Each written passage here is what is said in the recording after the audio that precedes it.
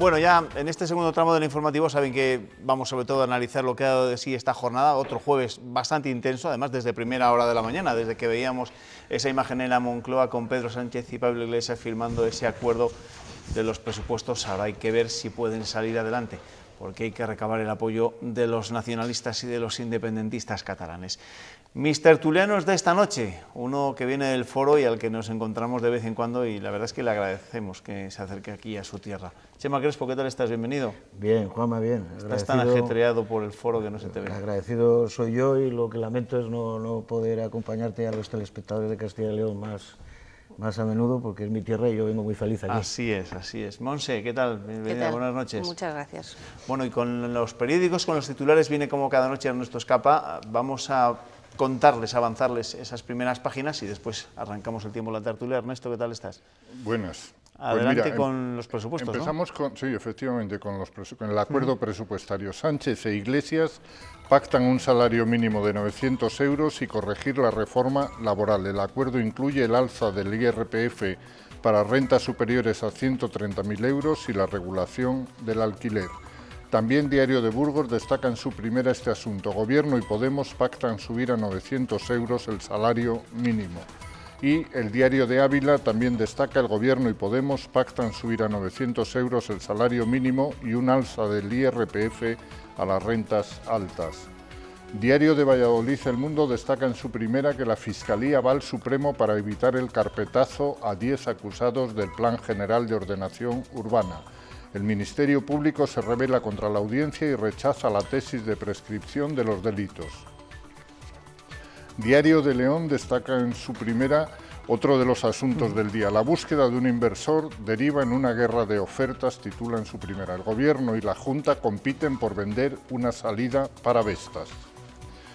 Diario Palentino destaca que el alcalde propone eliminar la tasa por apertura de negocios en 2019.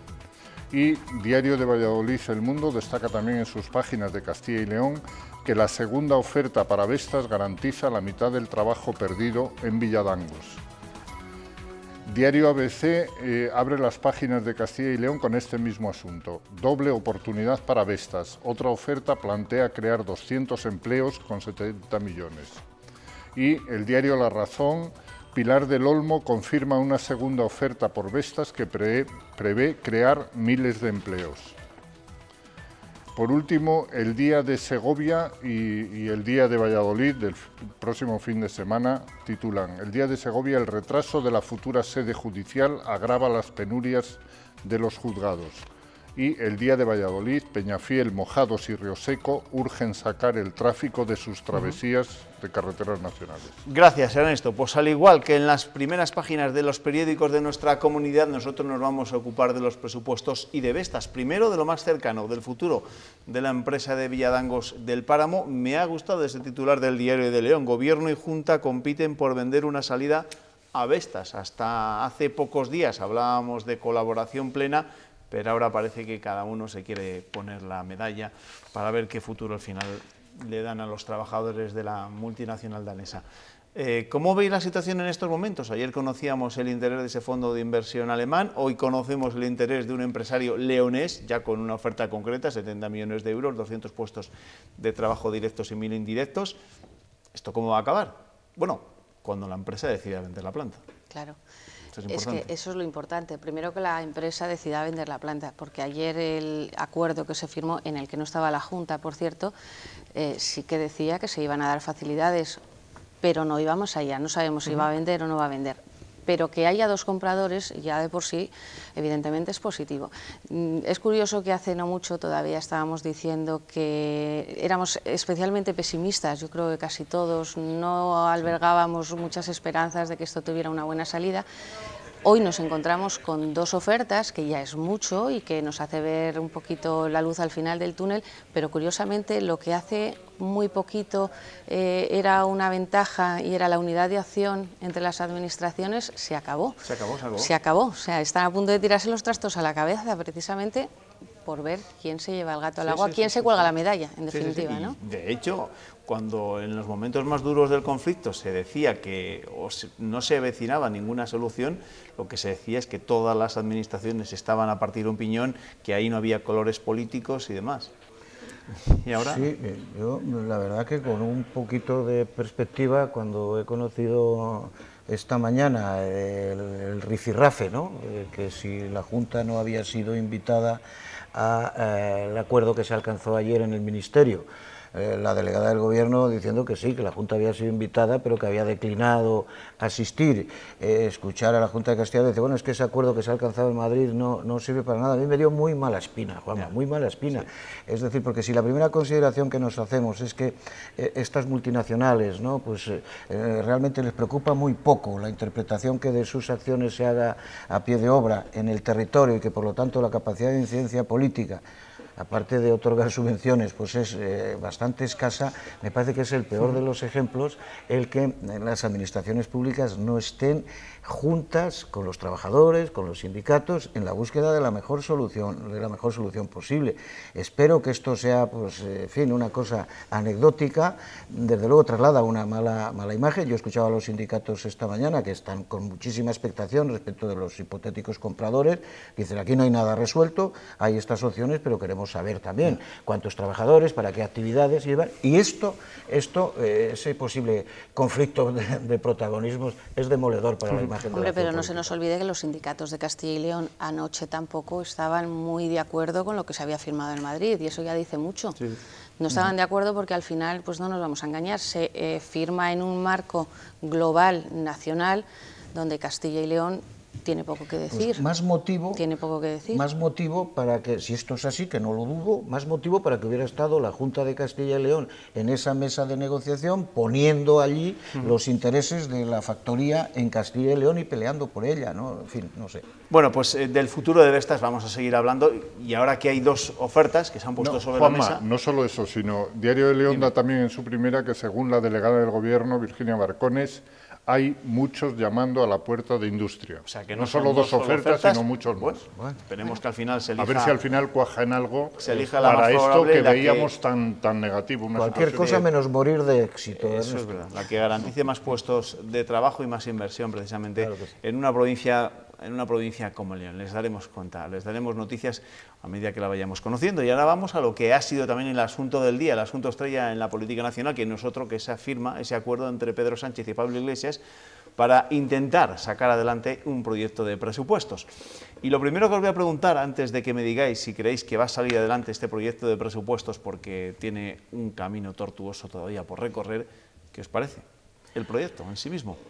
Hombre, el proyecto es un proyecto de izquierdas, y es un proyecto de neto contenido social, y es un proyecto que trata... ¿Es el más de izquierdas de la democracia, como han titulado algunos? Bueno, siempre se exagera. Yo creo que este proyecto de presupuesto lo que trata es de revertir las políticas conservadoras o muy conservadoras que se aplicaron durante estos últimos años, con la excusa, su parte de realidad tenía, pero vamos, utilizando como pretexto la crisis económica, en lo que se refirió a ajustes, a recortes salariales, a pérdida de derechos de los trabajadores, a una reforma laboral que efectivamente fue muy lesiva para los intereses de los trabajadores. Entonces, seguramente esto planteado pues allá en los primeros 80, Juanma, bueno, no, esto no es muy de izquierda, esto es la izquierda. Lo que sucede es que ahora mismo, como se trata de revertir lo que había venido sucediendo, se puede presentar como muy de izquierdas, ¿no? En cualquier caso, y tú lo has dicho, aquí se suman un número de votos importantes, pero no son suficientes, y se trata además de conjugar con formaciones políticas que, aparte de su connotación nacionalista, son formaciones políticas de corte conservador en lo económico, y por lo tanto pues el camino va a ser muy complejo. Antes de ir a eso, Monse, una opinión acerca de los presupuestos. Hay quien los considera pues esos, los más sociales de la historia, y hay quien considera, lo han dicho claramente también desde el Partido Popular, que es el principio de una nueva crisis. Sociales son, evidentemente, y nadie podría estar en contra de unos presupuestos sociales que inciden en el gasto social, que inciden en las ventajas sociales, eso sobre el papel nadie puede estar de acuerdo en contra de ello. Pero también es verdad que ¿de dónde va a salir todo ese dinero? ¿Somos capaces de asumir ese gasto, ese incremento de gasto, ese incremento de déficit? Todo eso vamos a poder asumirlo, vamos a ser capaces, o nos vamos a meter en una senda difícil y complicada, sin olvidar que los empresarios ya han puesto poquito, han alzado la voz diciendo que esto a nivel empresarial es muy perjudicial, y cuando los empresarios o el sector empresarial y el sector económico no va un poquito de la mano, hay problemas. Oye, yo no les he oído demasiado tajantes a los empresarios, como no les he oído excesivamente entusiastas a los sindicatos, también, ¿no? Por lo tanto, ahora, en relación con lo que dices, primero, ¿de dónde va a salir este dinero, ¿no? Se establecen algunas modificaciones fiscales que veremos si dan de sí lo suficiente para financiar este gasto. Pero más algo impuestos, habría ayudado. pero son más impuestos. Bueno, a mí que se pongan impuestos a quienes más ganan, que las empresas que paguen tributos, que se persiga el fraude y que por lo tanto las políticas fiscales sean más equitativas de lo que han sido, a mí no me parece mal, pero quería hacer solo una mínima consideración. Oye, algo podría haber ayudado si el Partido Popular no hubiera utilizado el veto en el Senado, inamovible, porque así lo quisieron ellos. Es la única ley que puede ser vetada por el Senado, porque todas las demás vuelven al Congreso, y es el Congreso quien tiene la última palabra, porque sabemos que la Comisión Europea había autorizado una sobrefinanciación de 6.000 millones de euros en nuestro país, y fíjate si habrían dado de sí para financiar estas políticas, ¿no? Este proyecto de presupuestos va la semana que viene a Bruselas, que le tendrá que dar el visto bueno o rechazarlo, ya veremos qué es lo que ocurre la semana que viene, por supuesto, que es lo que dice Moscovici, pero lo mollar en todo este asunto es saber qué va a pasar a partir de ahora, si de verdad Pedro Sánchez va a conseguir sacar adelante estos presupuestos, porque no nos vamos a engañar, tiene el sí de Podemos, prácticamente se daba por seguro, pero hasta ahora, sin tener claramente el no de los independentistas, bueno, tiene el no de momento de los independentistas, y las condiciones que están poniendo tanto RC como el PDeCAT pues son bastante difíciles de cumplir, ¿no? Porque hoy el portavoz de RC ha vuelto a hablar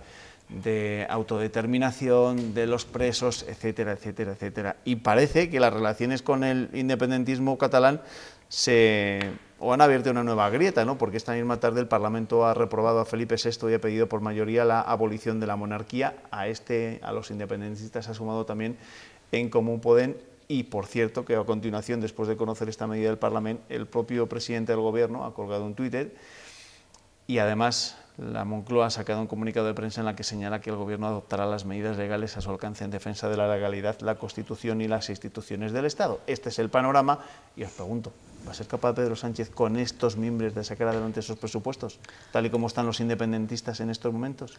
Hombre, pues con esas condiciones, con las condiciones de los independentistas, de presos a la calle y autodeterminación, muy complicado, vamos, muy complicado. No me gustaría pensar que se saquen adelante con... Lo veo imposible, vamos, yo no creo que sería capaz de acceder a esas dos... que RC en los últimos días había vuelto un poco a la senda del pragmatismo, ¿no? Bueno...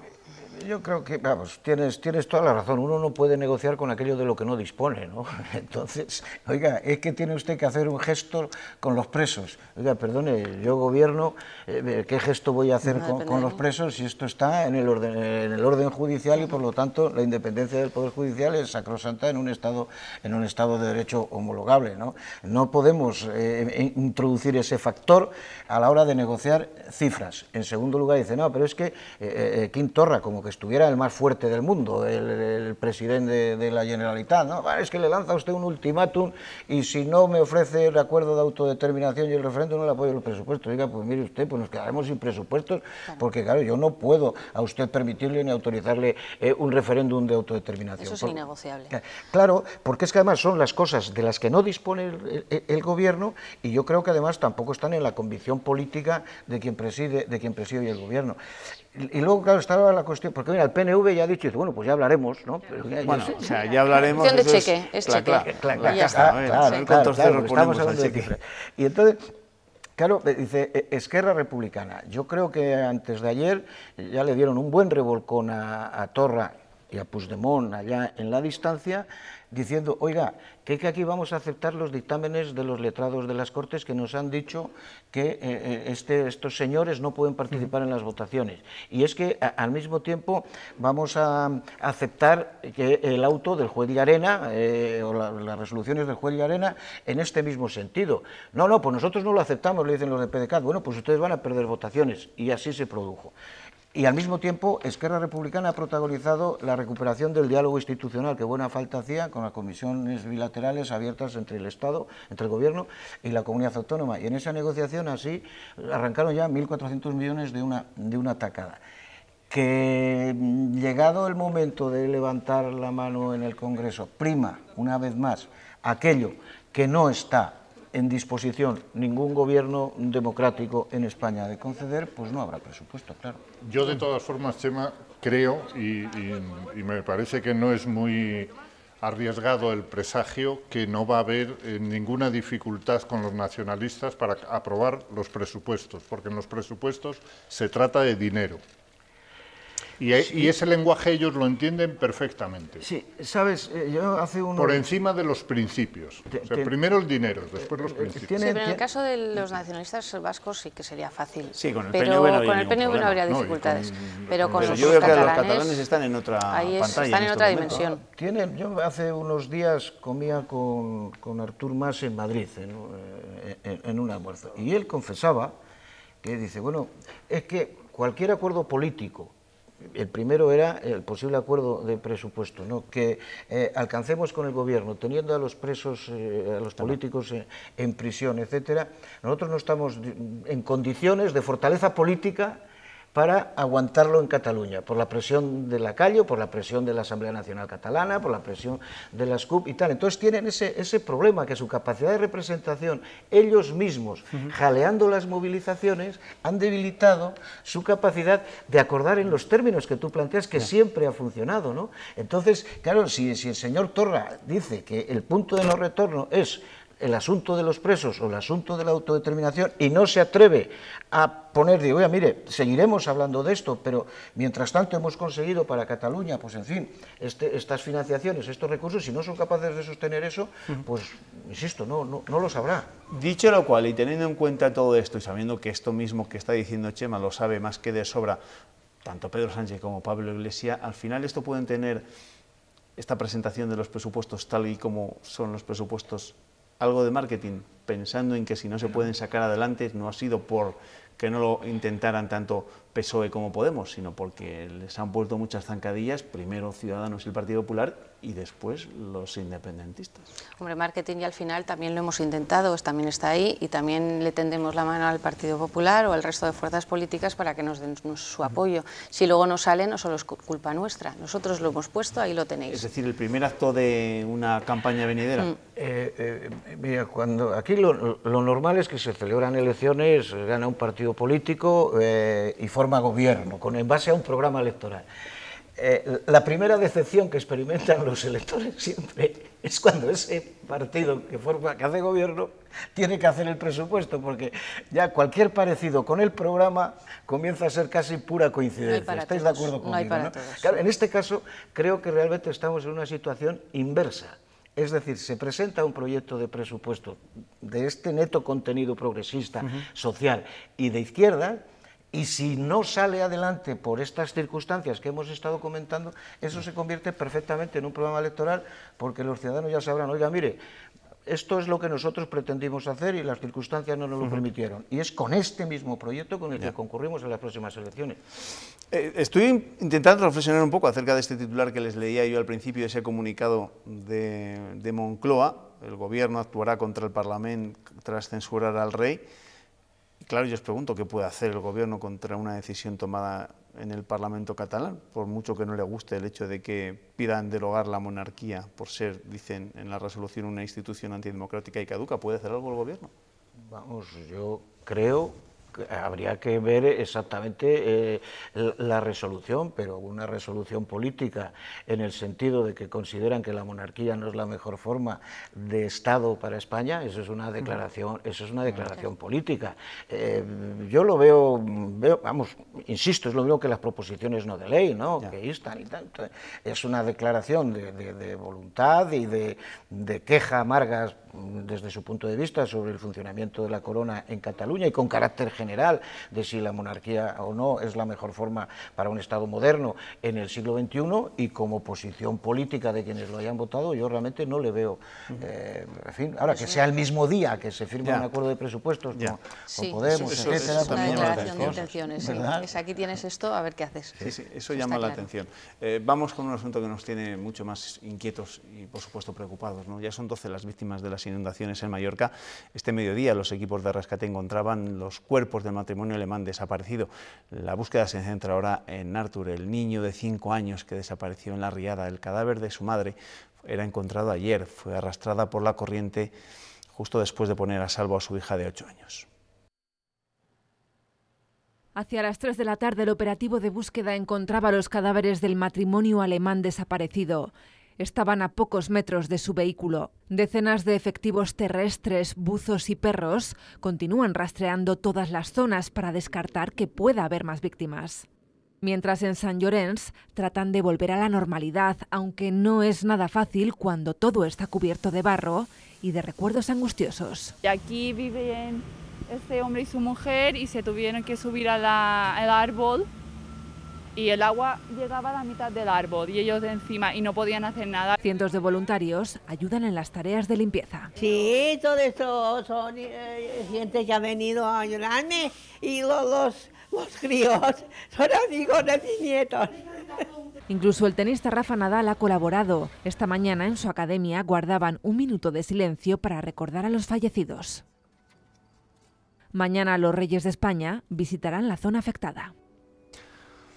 Lo último en torno a este asunto es que los equipos de rescate han localizado los efectos personales del niño, una mochila del pequeño de 5 años. Bueno, claro, en estos casos, ¿qué se puede decir? Seguro que más adelante habrá que empezar a analizar las causas, el por qué ha ocurrido.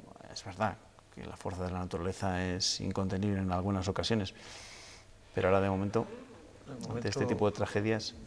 solidaridad, que los servicios de emergencia funcionen adecuadamente, que las ayudas comprometidas y que los consorcios de seguros y que la posible declaración de zona catastrófica, es decir, que quitado de la apertura de los informativos, no nos olvidemos una tragedia inmensa, ¿no?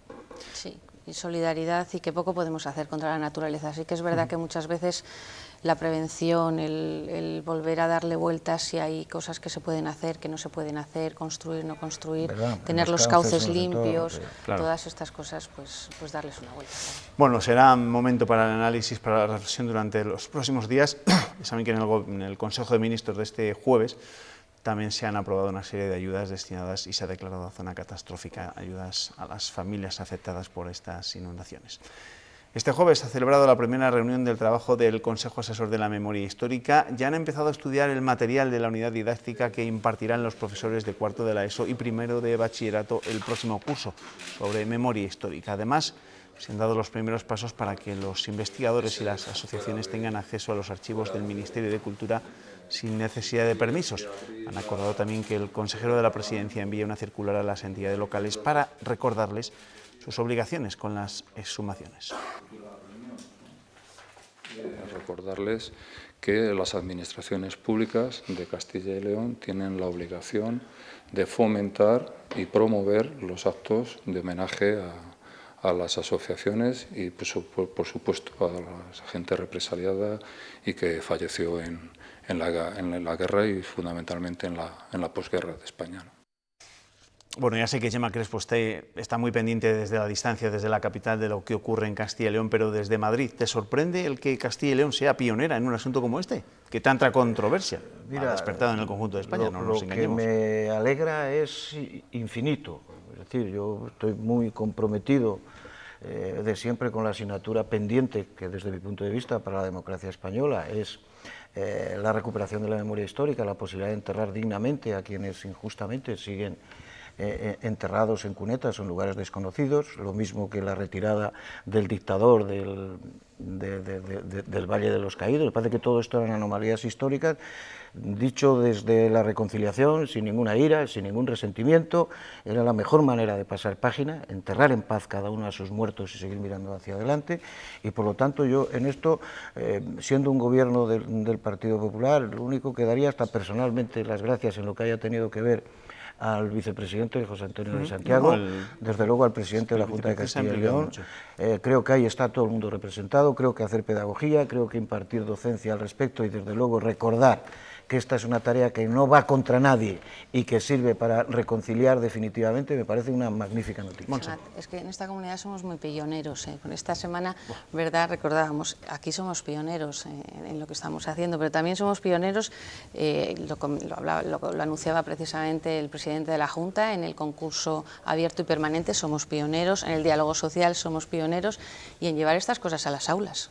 También somos pioneros, porque los vamos a llevar. Bienvenidos sean. Vamos a necesitar más aulas lectivas, Y no somos pioneros, pero no somos de Bilbao, Una reflexión que nos vamos. Pero casi. Bueno, a mí en relación con lo que comentaban Montse y Chema, me satisface mucho encontrar a Ángel Hernández como al frente de ese comité. Sí, señor. Y me parece que el trabajo que vaya a hacer será muy razonable. Y creíble. Os tengo que dejar. Gracias, Chema. Gracias a ti, Sabes que eres bienvenido. Monse, nos vemos. Gracias a vosotros. Hasta otro. Que os vaya bien el puente si lo disfrutáis, que seguro que sí. Es un día festivo, ¿no? Vale, bueno, un día festivo. Bueno, vale.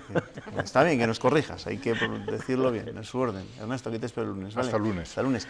Termina una nueva edición de la Pasarela de la Moda de Castilla y León y lo ha hecho con la entrega de premios. El del mejor diseñador Nobel se lo ha llevado Adriana Cajigas y el mejor proyecto empresarial Ainhoa Salcedo. La consejera de Economía y Hacienda, Pilar del Olmo, ha puesto en valor a la industria de la moda en la comunidad y a sus 600 empresas que dan trabajo a 2.700 personas. Asegura que el objetivo de esta cita anual es ayudar a que estas empresas que viven de la moda se puedan quedar aquí, en Castilla y León. Porque esta es una pasarela que va dirigida, como digo, a que desfilen esos diseñadores consolidados, pero al mismo tiempo a esos diseñadores jóvenes que tienen talento y que queremos que emprendan o que sean, en definitiva, que puedan dar rienda suelta a su creatividad y que se desarrollen aquí, se queden aquí en Castilla y León. Es jueves, así que vamos a conectar con la Estación Espacial Interprovincial Estrella Mudéjar, desde donde observa la realidad regional el mayor Abutárdigan. ¿Qué tal se encuentra, mayor? Qué hermosa está la noche y qué fría la estación. Se ven tantas estrellas como en Castilla y León. ¿Cómo se lo pasa, viendo el paisaje desde allí arriba?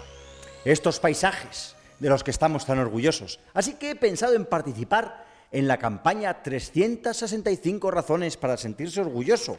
Campaña de esta casa que ha llegado a los colegios gracias al acuerdo firmado con la Consejería de Educación, que propondrá a los niños pensar en qué cosas les enorgullecen de nuestra tierra. ¿Y qué le hace a usted sentirse orgulloso?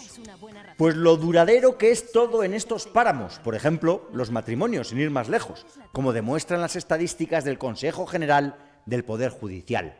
Somos la comunidad donde mejor se aguantan hombres y mujeres, o donde menos se divorcian los matrimonios, en un ranking encabezado por los canarios, valencianos o catalanes. Catalanes que son mucho más dados al trato frívolo en las relaciones entre ambos sexos. La mujer castellano-leonesa, por el contrario, es poco dada a tonterías y si se deja guiñar un ojo, es para toda la vida. Póngame usted algún otro ejemplo de que las cosas son duraderas en Castilla y León. Otro ejemplo lo tenemos en el centenar de piezas arqueológicas expoliadas de un yacimiento burgalés que ha recuperado la Guardia Civil esta semana, cuando el desaprensivo que las encontró las intentaba vender por internet. Se trata de una valiosísima colección de puñales, espadas y arneses del siglo IV a.C. Es decir, que mientras Aristóteles reflexionaba en las virtudes éticas y dianoéticas al otro lado del Mediterráneo, en estos páramos ya nos apuñalábamos con saña celtibérica. Ahora los apuñalamientos son políticos, Seguimos más cerca de los celtíberos que de Aristóteles, lo que muestra la continuidad esencial de las cosas en esta tierra tan hermosa, en la que todo es tan duradero. Mire, mire, ahora se ven las luces de Salas de los Infantes y un poco más allá, las estrellas. Dejamos al mayor Abutárdigan en su estación espacial interprovincial. Nosotros ya nos tenemos que marchar. Recordarles que ahora llega la información meteorológica con Cristina López de Val y desearles simplemente que disfruten de este puente del Pilar. Gracias. Buenas noches.